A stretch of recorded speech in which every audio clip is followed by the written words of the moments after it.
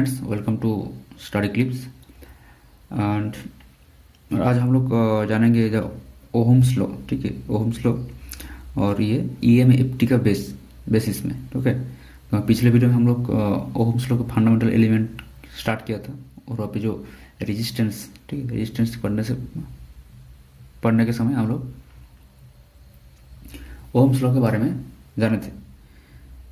और वो था कि नेटवर्क के बेस ओहम्स लॉ। ओके, और ये ओहम्स लॉ का जो मेनली कॉन्सेप्ट जो होता है वो ईएमएफटी से ही आता है। ठीक है, और आज हम लोग उस ओहम्स लॉ का ही और ईएमएफटी बेस्ड जो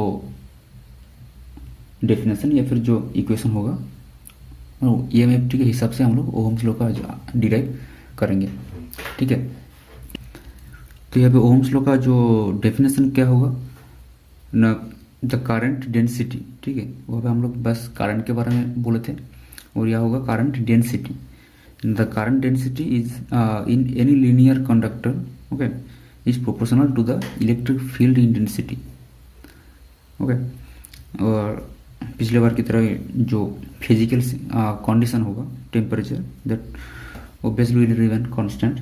ओके, तो करंट डेंसिटी का हम लोग जे से डिनोट करते हैं और ये ओब्वियसली एक वेक्टर होगा। तो ये करंट डेंसिटी जो होगा वो प्रोपोर्शनल होगा किसके साथ ना, proportional to the electric field intensity, that is E. Okay, electric field intensity. तो जे, तो ये करंट डेंसिटी क्या हो ना, द करंट डेंसिटी प्रोपोर्शनल है इलेक्ट्रिक फील्ड इंटेंसिटी के साथ। तो ये प्रोपोर्शनल, अगर प्रोपोर्शनल हटा दिया तो यहाँ पे क्या होगा ना, जो प्रोपोर्शनलिटी कांस्टेंट आएगा वो क्या होगा ना, that is equal to sigma into ई।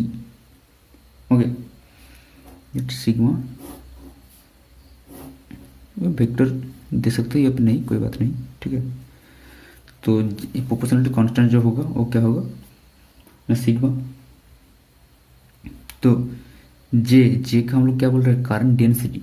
तो करंट डेंसिटी क्या है ना, करंट अपन क्या होगा ना, एरिया मतलब एरिया मतलब क्या है, cross sectional area of that conductor.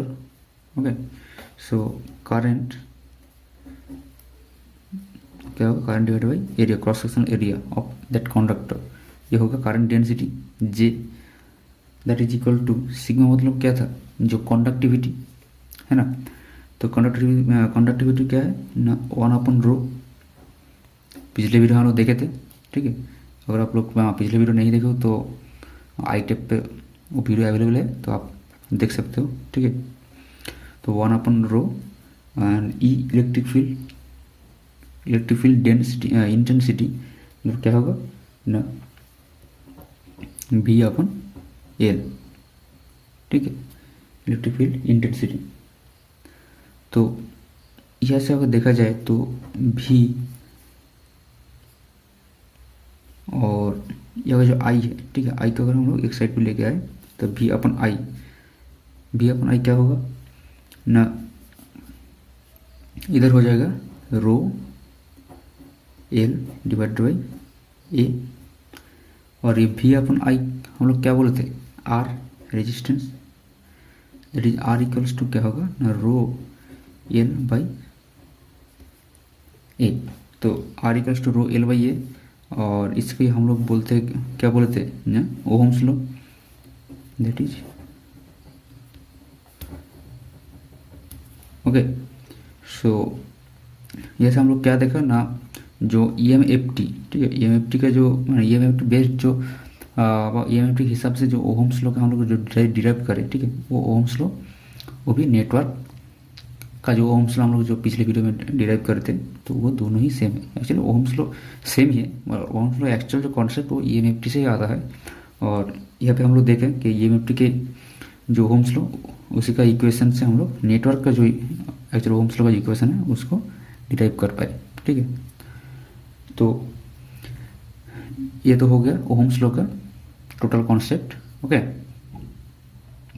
I hope कि आप सब लोग समझ गए होंगे। अब एक बात जरूर ध्यान देना, पिछले वीडियो में हम लोग ओहम्स लॉ के जो डेफिनेशन डिराइव करते हो या फिर जो ओम्स लॉ जो डिराइव करते हो वहाँ पे एक बात कॉमन थी कि जो फिजिकल सिस्टम जो करंट जो टेम्परेचर, तो टेम्परेचर रिमेन कांस्टेंट। ओके, तो अगर इस टेम्परेचर को हम लोग मतलब टेम्परेचर अगर वेरी हो जाए मतलब कांस्टेंट नहीं रहा तो क्या होगा ना। सपोज फर्स्ट रहता है कंडक्टर,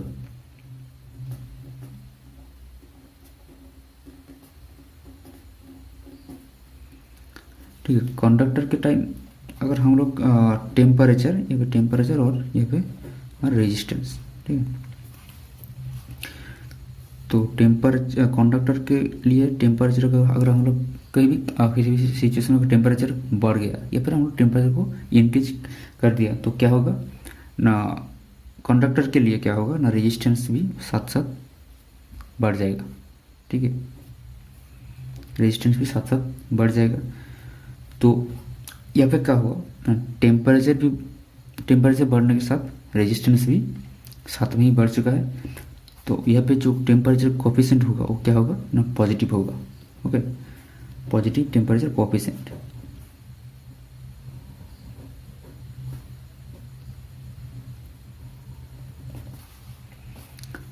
और ये तो कंडक्टर या फिर इंसुलेटर या फिर जो सेमी कंडक्टर होता है, ठीक है, तो उनके लिए क्या होगा ना, ये ऑपोजिट होगा। इंसुलेटर और सेमीकंडक्टर मटेरियल जो होगा उनके लिए क्या होगा ना, टेम्परेचर बढ़ने के साथ साथ रेजिस्टेंस क्या आता है ना, रेजिस्टिविटी लो हो जाता है, मतलब रेजिस्टेंस कम हो जाता है। और तो यहाँ पे क्या होगा ना, यहाँ पे जो इसका जो टेम्परेचर कोफिशिएंट होगा वो क्या होगा ना, वो नेगेटिव होगा। ओके, तो नेगेटिव टेम्परेचर कोफिशिएंट। ओके, तो हम लोग कैसे निकाले ना, ये जो टेम्परेचर मतलब टेम्परेचर कितना दिया है या फिर उसके साथ रेजिस्टेंस है कितना वैरी होगा, ठीक है, वो कैसे निकाले ना। उसके लिए एक फार्मूला है, जो फार्मूला क्या है ना, आर टी, मतलब किसी पर्टिकुलर टाइम टी पे जो अगर रेजिस्टेंस निकलने दे, ओके, अगर रेजिस्टेंस निकलने दिया ये किसी टाइम टी पर, तो क्या होगा ना, ये R T that is equal to R0 into 1 plus और minus alpha delta T. Okay, इसको मैंने बॉक्स कर दिया।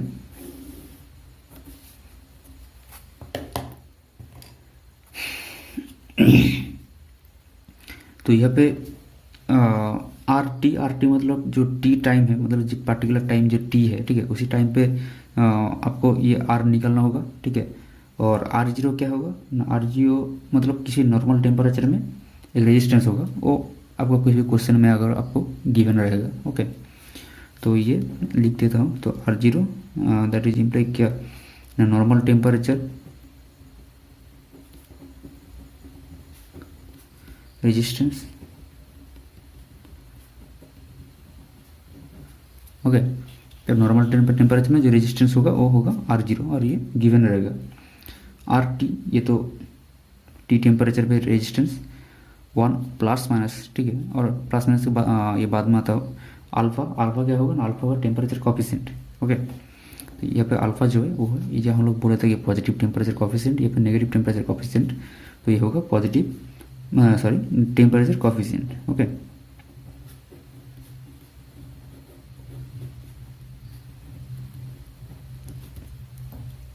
और डेल्टा टी मतलब क्या है, टेम्परेचर का डिफरेंस। ओके, सो इस इज टेम्परेचर डिफरेंस।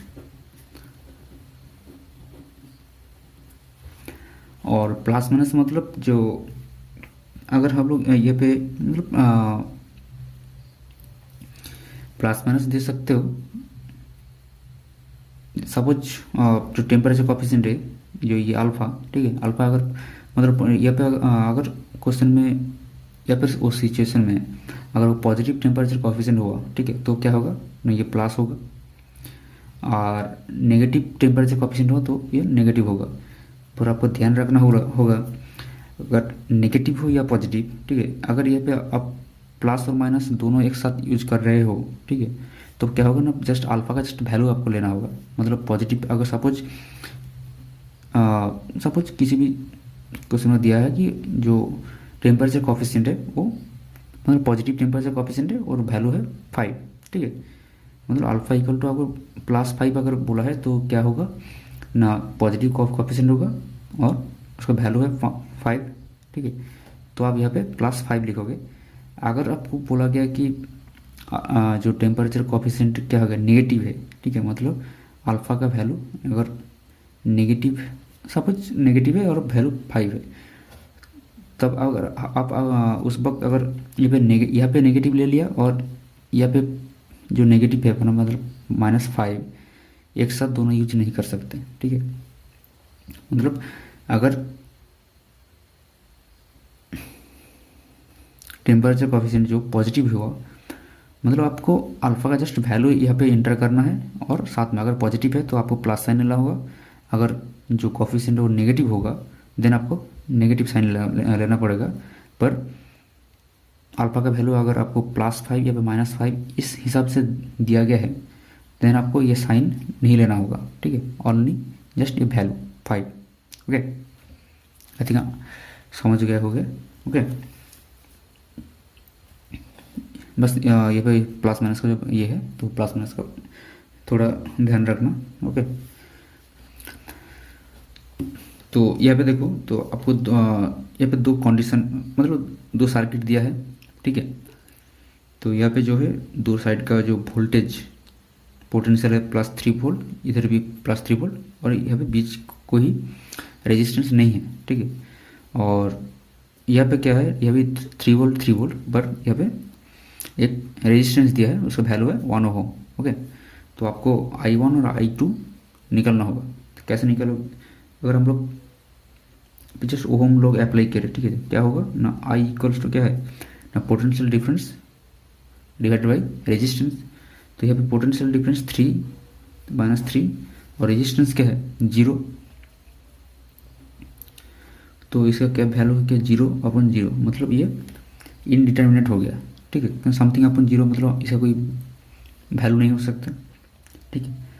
और यहाँ पे क्या होगा ना, I2 यहाँ पे भी 3 - 3 क्या होगा ना, रेजिस्टेंस क्या है, ये 1 ओम, दैट इज 1, यहाँ पे I2 क्या होगा ना 0 होगा, ठीक है।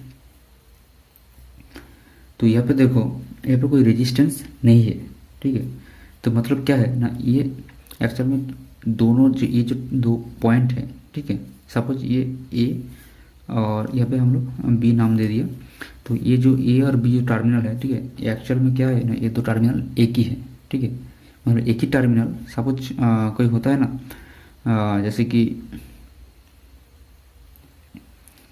सपोज एक सर्किट है,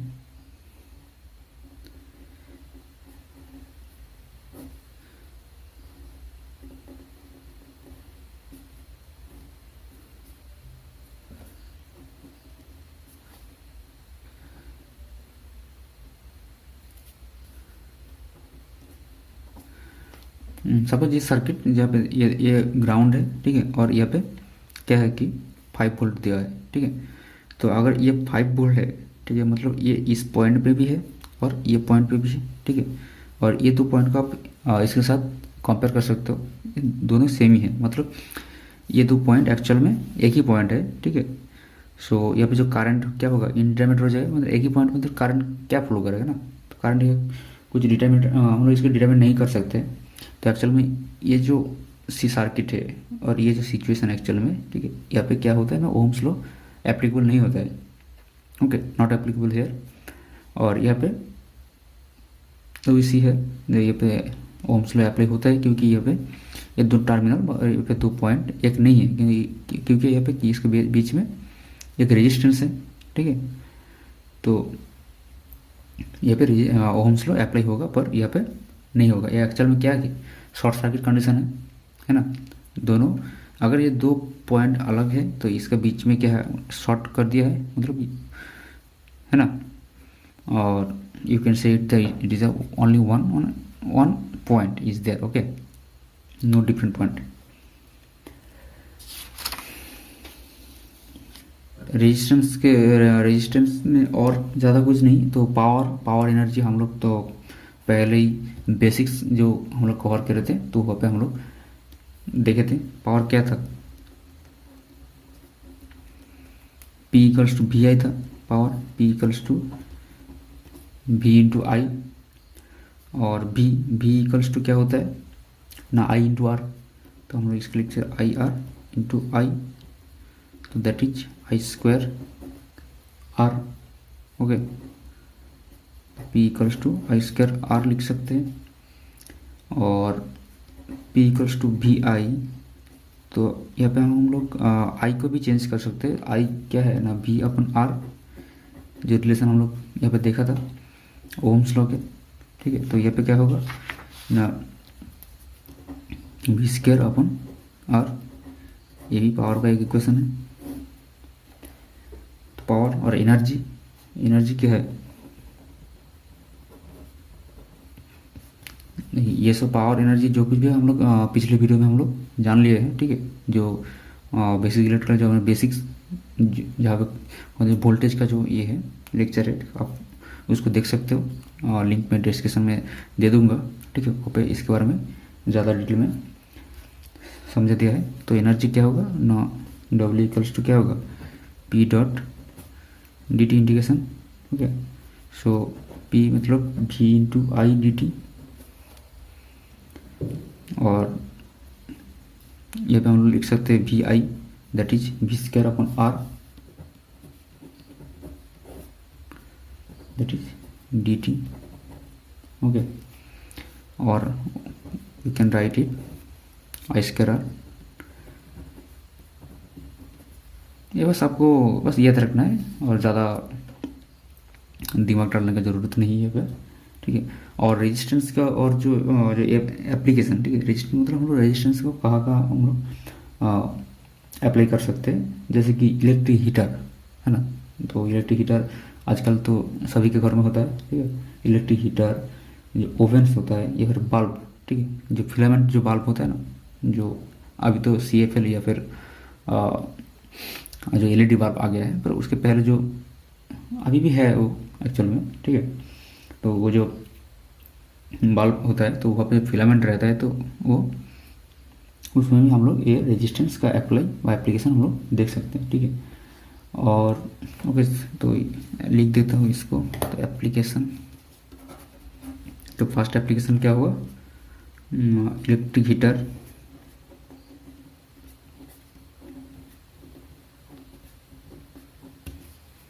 और इलेक्ट्रिक ओवेंस, और क्या हो रहा है, बल्ब। ओके, और सेकंड क्या है ना, सेकंड हम लोग जो स्पीड कंट्रोल, ठीक है, मतलब या फिर AC/DC जो मोटर है, ठीक है, जो उसमें हम लोग ये स्पीड, उसका स्पीड कंट्रोल करते हैं क्या ना, ये रेजिस्टेंस के साथ। ओके, तो दूसरा लिख सकते हैं स्पीड कंट्रोल,